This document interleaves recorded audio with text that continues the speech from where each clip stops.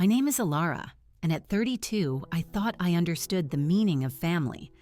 I believed it was an unconditional bond. My grandfather, Arthur, raised me after my mother passed away, instilling in me values that no amount of money could ever purchase. My father, Robert, was a different story. He always seemed to be watching my grandfather's fortune grow from a calculated distance. At Arthur's funeral, just moments after the will confirmed he'd inherited $62 million, he looked at me with cold, flat eyes and said, "Your purpose here is finished." What he didn't realize was that a hidden detail in that same will was set to completely upend his new reality in less than 24 hours. If you're listening to this story, I'd be so grateful if you dropped a comment to let me know where you're watching from. Hit that like button and subscribe to the channel. You need to hear how my grandfather managed to outsmart my greedy father, even from beyond the grave. The most vivid memory I have of my mother, Clara, is the feeling of her gentle hands combing through my hair before I went to sleep. She had this stunning auburn hair that seemed to trap the sunlight. I was only 8 years old when cancer began its slow, cruel theft. The hospital stays became more frequent, her once bright face turning sallow and thin. Then, one afternoon, my father, Robert, informed me with unnervingly dry eyes that she was gone. He shed no tears, offering only a sterile, clinical report that my mommy wouldn't be coming home again. That's when my grandfather, Arthur, stepped in. While my own father threw himself into his work, barely acknowledging my presence in the house, Grandpa Arthur became my anchor. He moved me into his sprawling home in the Pacific Northwest, a place of creaking hardwood floors and walls lined with more books than I could count. "Your mother adored this room when she was your age," he told me, his voice gentle as he helped set up my new bedroom. He'd bought a 4-poster bed that made me feel like a princess, a small comfort in the vast emptiness of my grief. Arthur Vance was a self-made man, a titan in the construction industry who had built an empire from absolutely nothing. He came from a poor family, had worked his way through college with calloused hands and an unbreakable will. By the time I came to live with him, his company, Vance Construction, was worth a fortune, but you'd never have guessed it from his demeanor. He drove the same old Ford pickup for nearly 2 decades and taught me that true wealth is what you build inside your soul, not the things you accumulate to show off to the world. My father, Robert, was his polar opposite. As Arthur's only son, he had grown up with a sense of entitlement, expecting the family fortune to simply fall into his lap.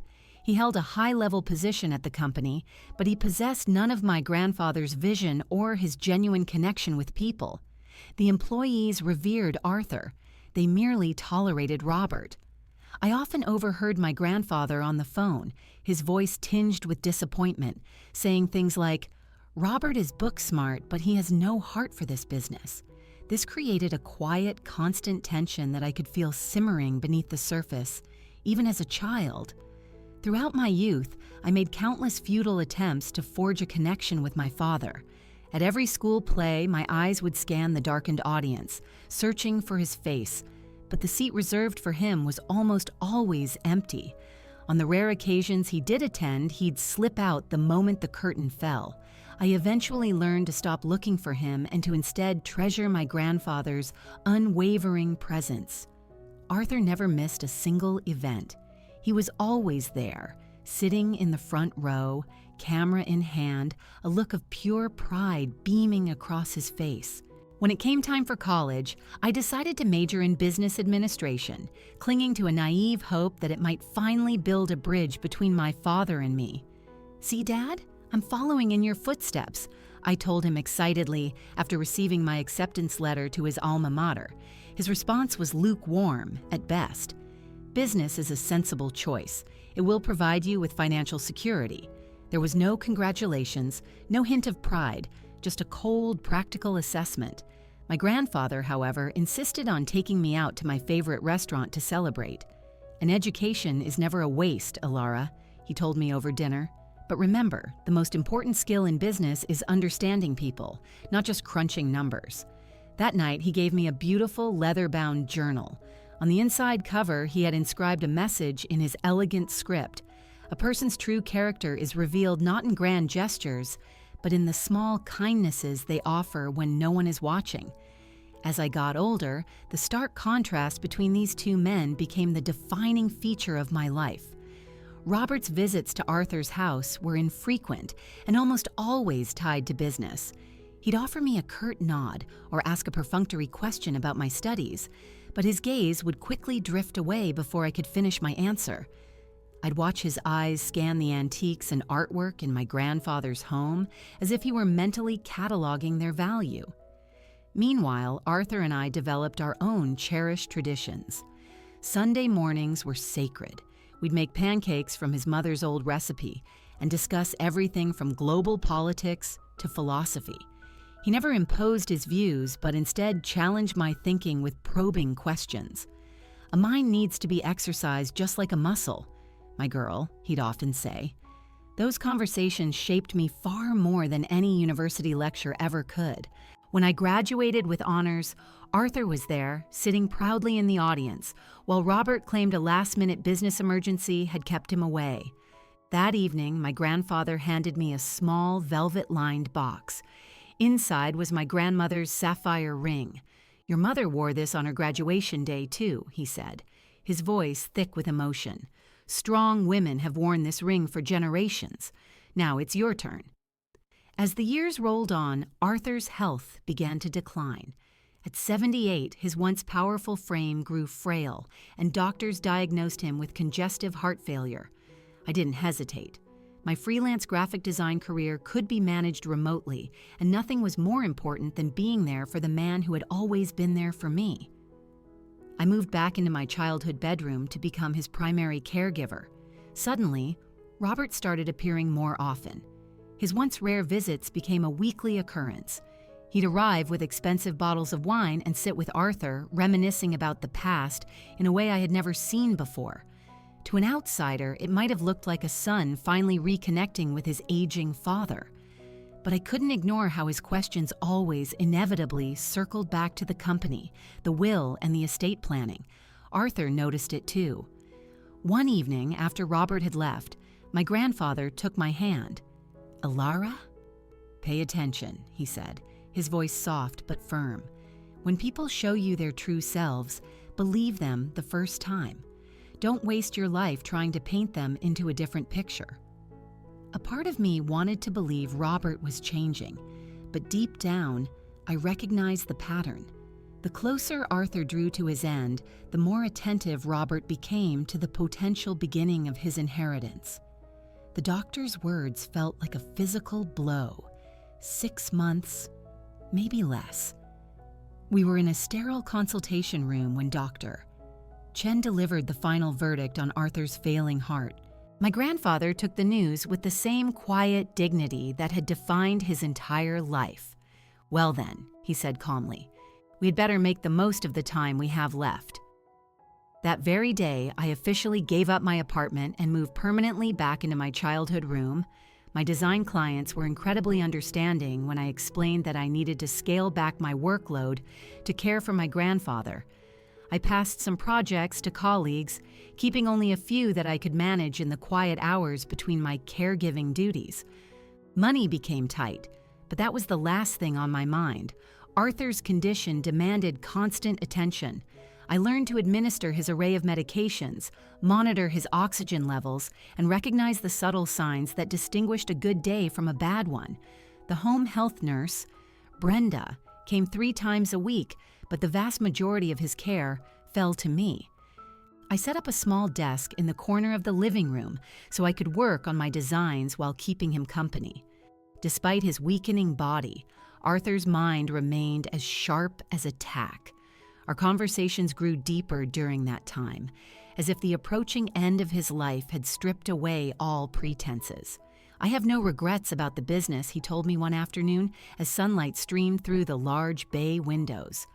"But I do regret the distance with Robert. I sometimes wonder if I pushed him too hard, or maybe not hard enough. When he was too tired to hold a book himself, I would read to him from his favorites, Hemingway, Steinbeck, and biographies of historical figures. He'd often stop me mid-sentence to share a memory or an insight a passage had sparked. "Life is a collection of stories, Alara," he once mused.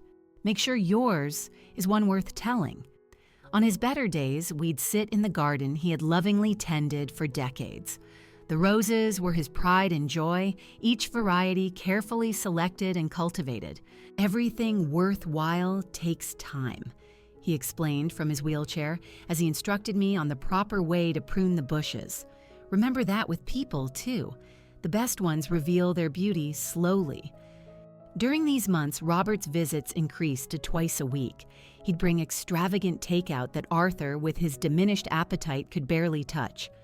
I watched as my father would casually steer the conversation toward business. "The Jefferson contract is almost finalized," he'd announce. "Profit margins look excellent for the next fiscal year."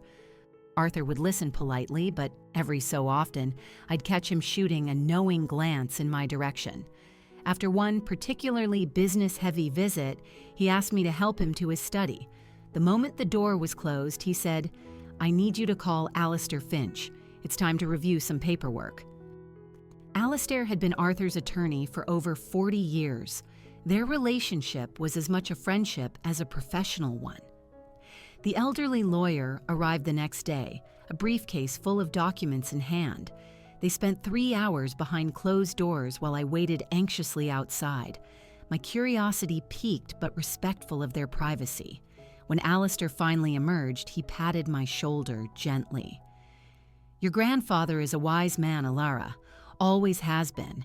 He declined my offer of tea, saying he had everything he needed for now but would be in touch soon. That night, Arthur seemed more at peace than he had in weeks. "Promise me something," he said as I adjusted his pillows.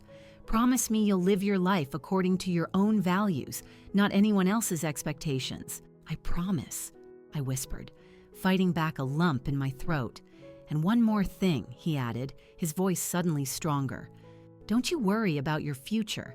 I've made sure you'll be taken care of." I assumed he meant it in a spiritual or emotional sense. It never occurred to me how literal those words would turn out to be. As Arthur's condition worsened, Robert began bringing company documents for him to sign, ignoring the doctor's warnings about unnecessary stress. "Dad needs to stay connected to what he built," he insisted when I protested. I noticed him studying Arthur's medication schedule, asking detailed questions about the progression of the disease. During this period, Arthur requested more private meetings with Alistair. Sometimes I'd hear their hushed tones fall silent the moment I entered the room. Once I overheard Arthur say firmly, "He needs to learn. This is the only way." The final week came more suddenly than anyone predicted. Arthur became bedridden, his breathing labored even with the oxygen machine. I barely left his side, sleeping on a cot I'd set up next to his bed. Robert visited daily now, his performance of concern growing more convincing as the end drew near. On the last night, during a rare moment when Robert had stepped out to take a call, Arthur beckoned me closer. His voice was a mere whisper. "Don't ever forget who you are, my girl. The family you choose is just as important as the one you're born into. And remember, the truth always finds the light." He squeezed my hand with a surprising burst of strength.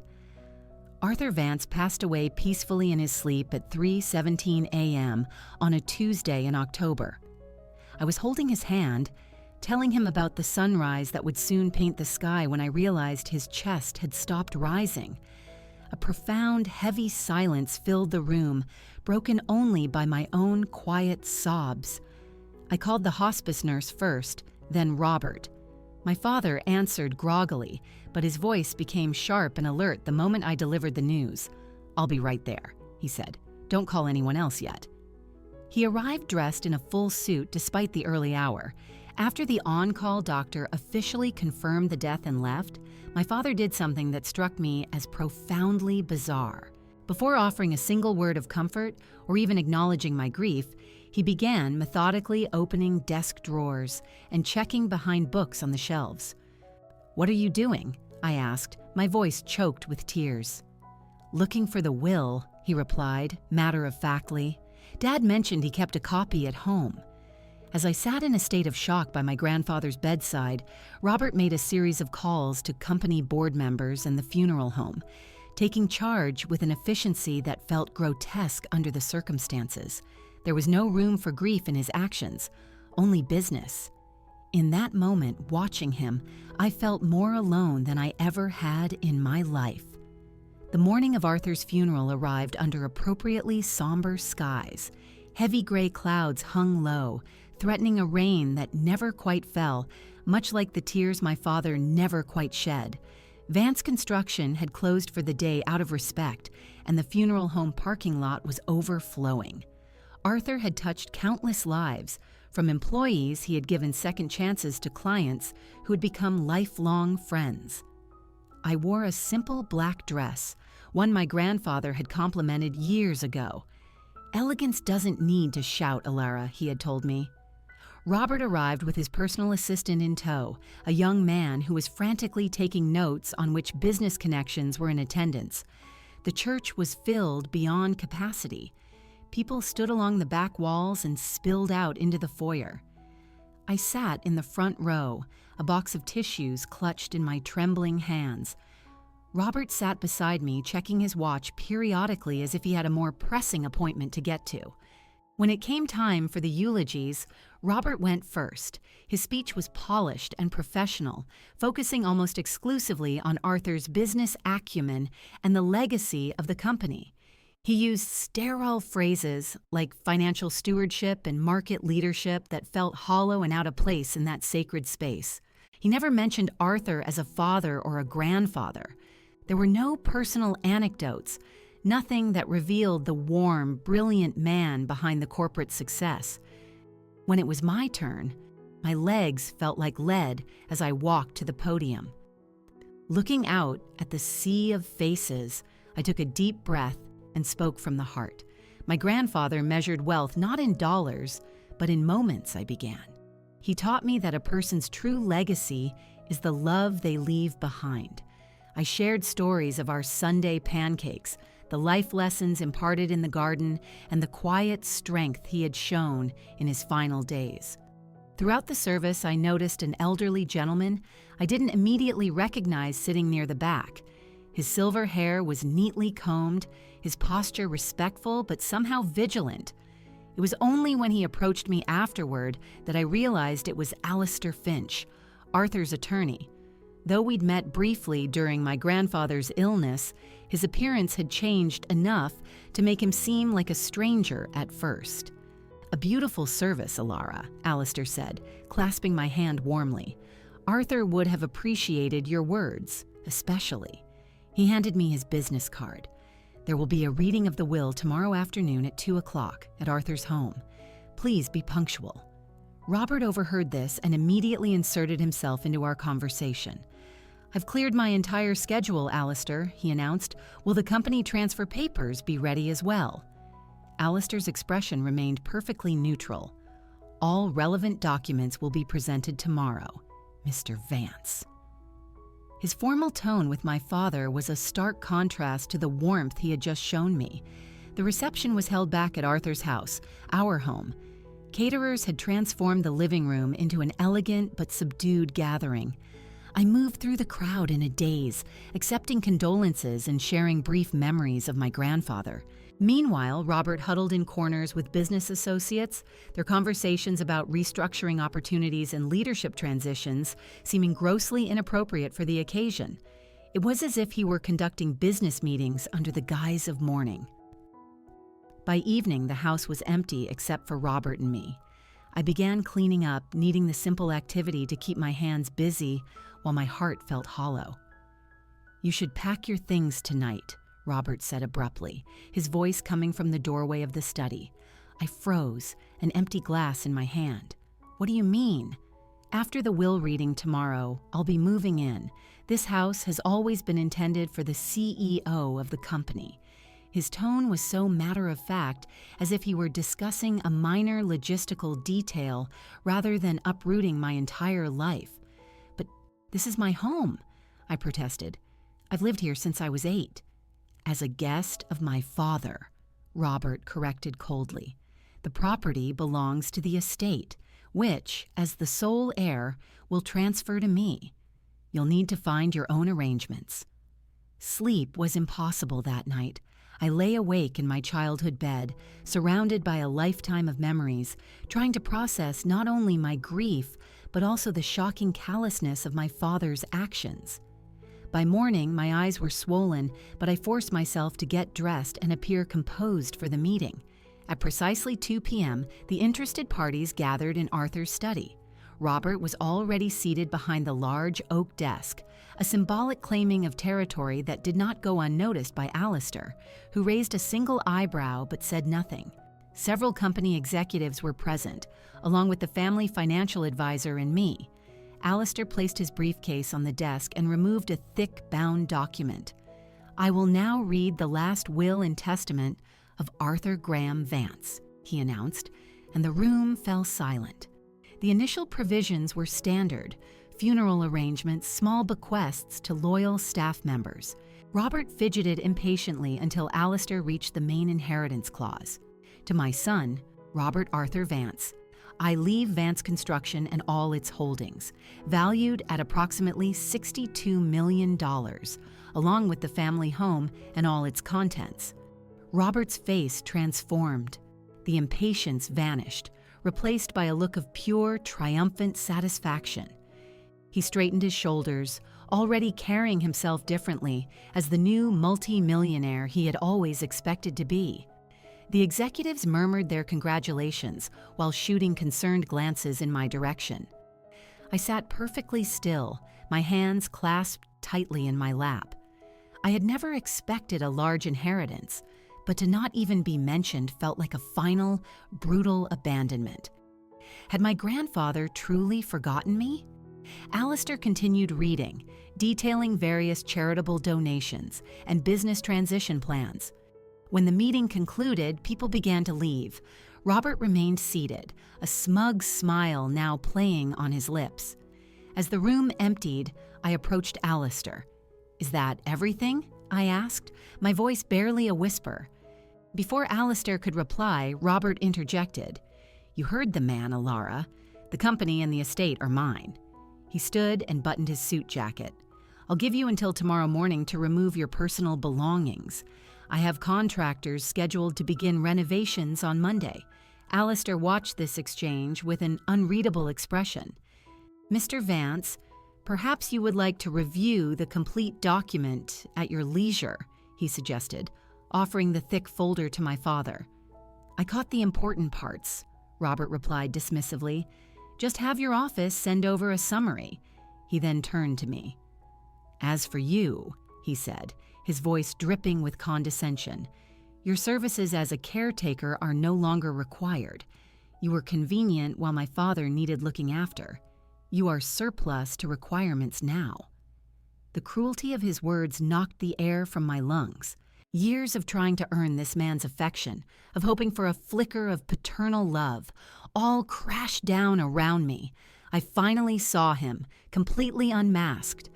This was the real Robert Vance, a man who could discard his only child the moment she ceased to serve a purpose. As the last of the executives filed out, Robert remained behind to take a phone call. I stood in the doorway of the study, my grandfather's sanctuary, and watched my father prop his feet up on the antique desk with a casual disregard for its history. His voice boomed as he spoke into his phone. "Yes, I got everything." The old man finally came through. In that instant, something inside me shattered. The last fragile thread of hope that our relationship could ever be redeemed. I turned away, tears blurring my vision, and began the painful process of deciding which pieces of my life could fit into a suitcase by morning. The next morning dawned with a painful clarity. I had spent a sleepless night sifting through 24 years of memories, trying to decide what to take and what I would have to leave behind. Each object held a story, a connection to the man who had raised me. The antique music box he'd given me for my 16th birthday, The collection of seashells we'd gathered on summer trips to the coast, the hand-knit Afghan my grandmother had made before I was born. I had just finished placing the last of these treasures into a second suitcase when I heard unfamiliar voices downstairs. Following the sound, I found 2 uniformed security guards in the foyer, speaking with Robert. "Ah, there you are," my father said when he saw me on the staircase. "These gentlemen will be overseeing the property transition. They will escort you out when you are ready." His tone was so businesslike, as if he were addressing a stranger, a trespasser, rather than his own daughter. "You hired security to remove me from my home?" I asked, my voice thick with disbelief. "A standard precaution during an ownership transition," he replied smoothly. "Nothing personal, but it was personal.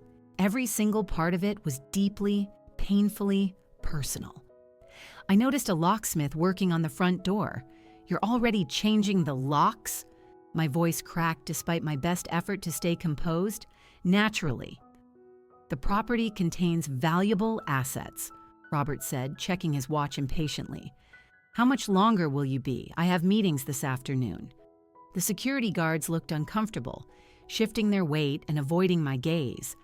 They were just doing their jobs, but I could see they recognized the cruelty of the situation. "I'll need some help with these," I said, gesturing toward my suitcases. One of the guards immediately stepped forward to assist, a look of relief on his face at having a concrete task to perform. As we descended the grand staircase, memories flooded me with each step. This was the banister I had slid down as a child, earning gentle reprimands from Arthur. That was the wall where pencil marks tracked my growth through the years. And there was the reading nook where my grandfather and I had spent countless hours. Robert stood by the open door, keys in hand, his eagerness to take possession of his prize radiating off him. As the guard loaded my suitcases into my modest car, I took one last look around the entrance hall. The crystal chandelier caught the morning light, scattering rainbows across the hardwood floors. I remembered how Arthur used to point out those rainbows to delight me when I was a little girl. "Is that everything?" Robert asked, his impatience barely concealed.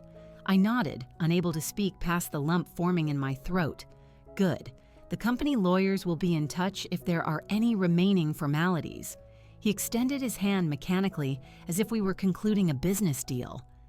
I just stared at it. I couldn't bring myself to take it. Without another word, I walked past him and out the door of the only real home I had ever known. The guard who had carried my bags gave me a sympathetic nod. "I'm sorry, miss," he said quietly out of Robert's earshot. The drive to the Lakeside Inn was a blur of tears.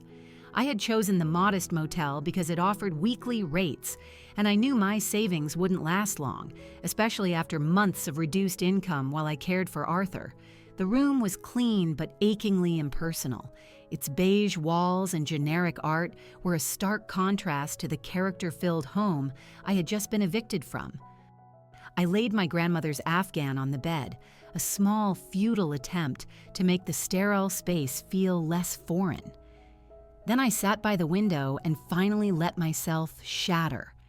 Grief washed over me in waves, not just for Arthur anymore, but for the father I never had, and the security I had lost in one fell swoop. By the time I roused myself to unpack, it was past midnight.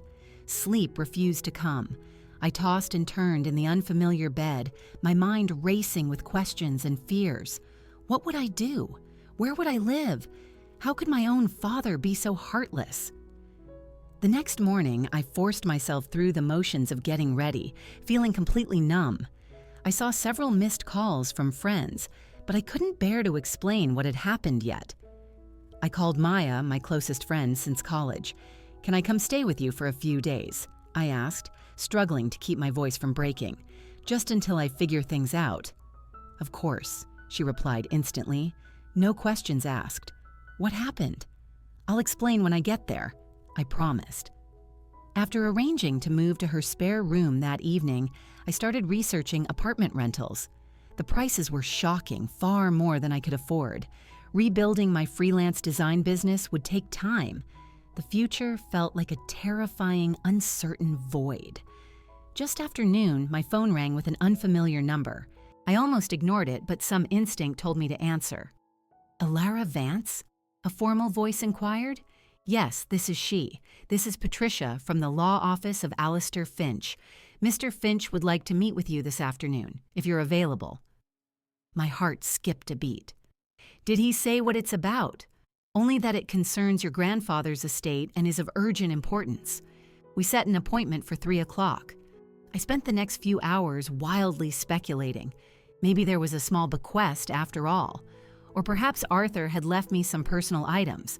The law office was in a historic downtown building, all dark wood paneling and leather-bound books. I was shown immediately into Alistair's private office. The elderly attorney rose to greet me, his expression much warmer than it had been at the will reading. "Thank you for coming on such short notice, Alara," he said, gesturing to a chair. "I expect you've had a difficult 24 hours. The simple acknowledgement of my pain was enough to break me." To my utter embarrassment, tears welled in my eyes. "Yes," I managed to choke out. "Robert had security escort me out this morning." Alistair's eyebrows shot up. "Did he now? That's very interesting timing." He reached for a leather portfolio on his desk. "What do you mean?" A small, knowing smile played at the corners of his mouth. "Tell me, Alara, did your father even bother to read the complete will?" The question hung in the air. I stared at him, my confusion momentarily overriding my grief. The complete will? I was there. Robert inherited everything. The company, the house, all $62 million. The old lawyer leaned back, steepling his fingers. Yes, the primary provisions were read aloud, as is customary. But did he bother to review the full document afterward? The conditions and codicils? He told you to send a summary to his office, I recalled. He said he caught the important parts. A dry chuckle escaped Alistair's lips. "Ah, there's the Robert Vance I've known for 30 years.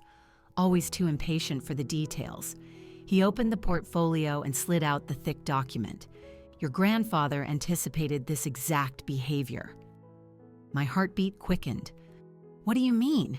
"Arthur and I spent a great deal of time crafting this will, especially over the last year," Alistair explained. He put on his reading glasses and flipped to a marked page. "The inheritance does indeed go to Robert, but with very specific conditions attached." He cleared his throat and began to read.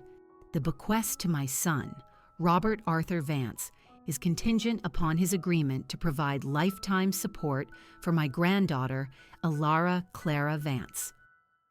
This support shall include, but is not limited to, housing at the family residence, a monthly allowance of $12,000 for living expenses, and full coverage of all healthcare costs she may incur." My jaw dropped.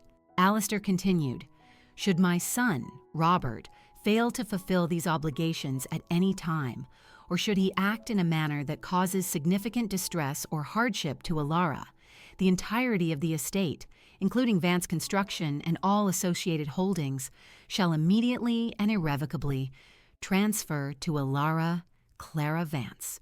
The room began to spin, but he already violated that. He threw me out this morning. Alistair's eyes twinkled. Precisely. And in doing so, less than 24 hours after the initial reading, he has defaulted on the primary condition of his inheritance. So, what does that mean? I asked, my voice barely a whisper. "It means, my dear," Alistair said, a broad smile spreading across his face, "that according to the legally binding terms of your grandfather's will, you are now the sole owner of Vance Construction and all associated assets, valued at approximately $62 million. I gasped, my hand flying to my mouth. That can't be right. Oh, there's no mistake. Arthur knew his son better than anyone. He told me Robert will show his true colors before the week is out. He's too hungry to bother reading the full menu. He was quite accurate in his prediction, but why didn't he just leave it all to me directly? Your grandfather wanted to give Robert one final chance to do the right thing, To be the father he should have been, Alistair said softly, but he also wanted to protect you. This was his brilliant, albeit painful way of doing both. Does Robert know yet? Alistair shook his head. Number. And his reaction should be quite enlightening. Your father was so eager to count his millions, he never bothered to read the document that granted them to him. A small laugh escaped him. In my 40 years of practicing law, I have rarely seen justice dispense itself so swiftly and so completely. The reality of it all began to sink in. My grandfather hadn't forgotten me. He had orchestrated an ingenious test of character that my father had failed spectacularly. The house I was evicted from was now mine. The company that had always been a source of distance was now my responsibility. I don't know how to run a construction company, I stammered, panic rising in my throat. Arthur considered that too, Alistair said, removing another document from his portfolio. This letter outlines his wishes. He suggests you retain the current executive team and provides a list of mentors within the company he trusted. He was supremely confident in your abilities, Alara. Tears filled my eyes again, but these were tears of profound gratitude, of finally feeling seen and valued by the man who had truly raised me. There's more, Alistair continued. Arthur left video messages for both you and Robert. He requested they be viewed together, with me present. I propose we schedule that for tomorrow morning. Does it have to be together? I asked, dreading another confrontation. He was very specific. I believe he wanted you to witness each other's reactions. He checked his calendar. Shall we say 10 a.m. in the conference room here? I nodded, still reeling. In the meantime, Alistair said, handing me a business card, this is the contact information for the estate security firm. You may wish to have them meet you at the house later today. To do what? A grin spread across his weathered face. To change the locks back, of course. It's your house now, Alara. As I left the law office, the world looked different. The same streets I had driven down in despair that morning now seemed bright with possibility. I called Maya to cancel my stay, briefly explaining that circumstances had changed dramatically. My next call was to the security company. They agreed to meet me at the house at 5 p.m. to change the locks and update the system. I drove to the estate, rehearsing what I might say if Robert was still there. As I pulled into the circular driveway, I saw his sleek black Mercedes parked by the front door. My stomach tightened, but I forced myself to continue. This was my home. Arthur had made sure of it. The security team arrived right on schedule. I met them at the entrance, showed them the document Alistair had provided, and explained the situation. We will need to inform the current occupant of the change in status, the lead officer said professionally. I nodded. I understand. Robert answered the door himself, his expression shifting from annoyance to pure shock when he saw me standing there with the security team. What is the meaning of this? He demanded. The officer stepped forward. Sir, we've been authorized to change the security protocols on this property at the request of the new legal owner, Miss Alara Vance. Robert's face flushed a deep red. That is ridiculous. I am the owner. I'm afraid there's been a development with the will, Dad, I said, my voice steady. You might want to contact Alistair Finch. There was a condition to your inheritance that you violated when you evicted me this morning. What condition?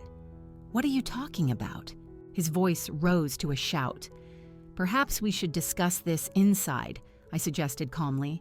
He stepped back and we moved to the study. Explain yourself, he demanded. Grandfather's will stipulated that you had to provide for me, including allowing me to live in this house. By throwing me out, you violated the terms, I stated, sticking to the facts. His face went pale as the implications sank in.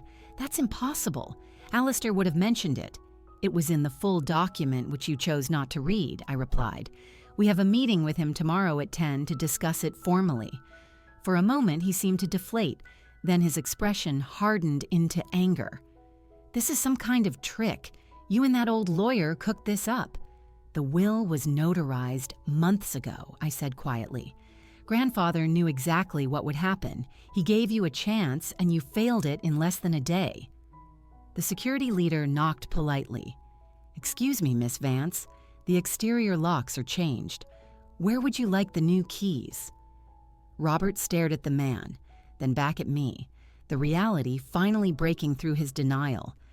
This is my house, he insisted, but his voice lacked all conviction. Not anymore, I said simply. I'll take the keys now, thank you. As the officer handed them to me, I saw something I had never witnessed in my life. My father completely and utterly lost. The arrogance that had defined him was gone, replaced by the dawning, horrifying realization that he had been outsmarted by his own greed. You can't do this to me, he said, but it sounded more like a question than a demand. I didn't do this, I replied softly. You did. The next morning, I arrived at Alistair's office early, my stomach in knots. You look just like your mother, Alistair observed as he led me to the conference room. She had that same quiet strength. The comparison gave me a small boost of courage. At precisely 10 a.m., Robert strode in, accompanied by a sharp-looking man in an expensive suit. This is Richard Dalton, my attorney, he announced. Alistair nodded. Good morning, counselor. I must inform you this is a family matter as specified in the will, not a legal proceeding. Your presence is noted, but it will not alter the outcome. Robert sat directly across from me, his expression a carefully constructed mask. Ilara, this misunderstanding can be resolved, he began. I'm prepared to allow you to stay in the guest house. There is no misunderstanding, Robert, Alistair interjected. The terms were clear, and you violated them. Before we discuss anything further, Arthur requested you both view these. Alistair dimmed the lights and started the first video. My grandfather's face filled the screen. He looked frail, but his eyes were clear and intense. Robert, he began, if you are watching this, then you have done exactly as I predicted. You have shown Ilara the door now that you believe my fortune is yours. My father shifted uncomfortably. I have watched you chase wealth your entire life, son, believing it would fill the emptiness I always saw in you. I gave you one final test, one opportunity to prove that family meant more than fortune. All you had to do was show a shred of decency to your own daughter. Instead, you showed her the same coldness you have shown her all her life. Robert's attorney was scribbling furiously. I built Vance Construction with my own 2 hands, Arthur continued. I did not build this legacy for it to become a monument to one man's greed. The company now belongs to Ilara, as does the house. This isn't a punishment, Robert. It is the natural consequence of your choices. The video ended, leaving a heavy silence. There is a message for Ilara as well, Alistair said, starting the second video. My grandfather's face reappeared, his expression now warm. My dearest Ilara, he began, and tears immediately sprang to my eyes. If you are watching this, then I am sorry for the pain Robert has caused you, but not surprised by it. You showed me what true family means through your actions. The way you cared for me was a gift I can never repay, but I can ensure your future is secure. He leaned forward, his eyes looking right into mine. Vance Construction is yours. Don't be intimidated. You have a natural understanding of people that Robert never possessed. The company needs your heart, Ilara. Lead with it. You are stronger than you know. Your mother would be so proud. When the video ended, I was openly weeping. There is one final portion, Alistair said, opening an envelope. A letter, addressed to you both. He read it aloud. It was brief. It stated that while legal ownership now belonged to me, he left one path for reconciliation. If Robert demonstrated genuine change over a period of no less than 2 years, I could, at my sole discretion, choose to share a portion of the ownership with him. The decision was entirely mine, based on authentic change, not obligation. This can't be legal, Robert finally said, his voice drained of all conviction. I assure you it is, Alistair replied. My office has already filed the paperwork to transfer all assets to Alara, effective as of yesterday afternoon. Robert turned to me, his expression morphing into desperation. Alara, be reasonable. I'm your father. This company is my life. I can learn, I replied simply.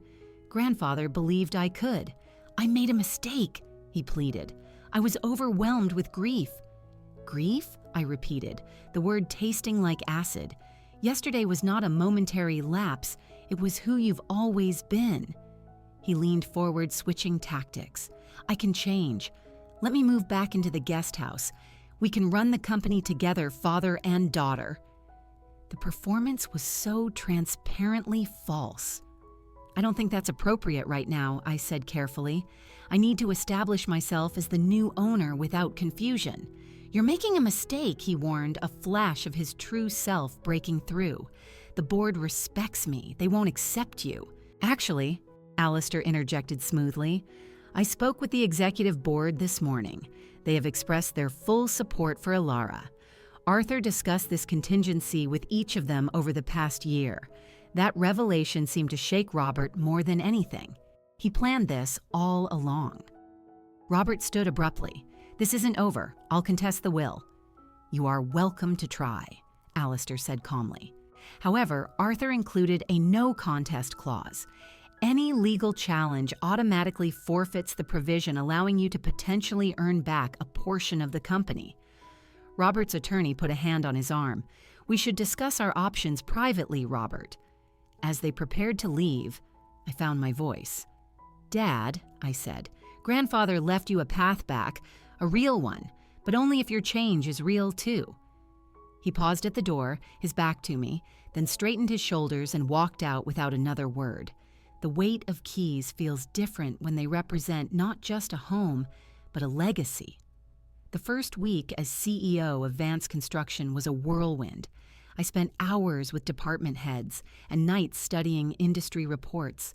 The executive team, once wary, slowly began to trust my judgment. My background in design even proved useful as we modernized our client communications.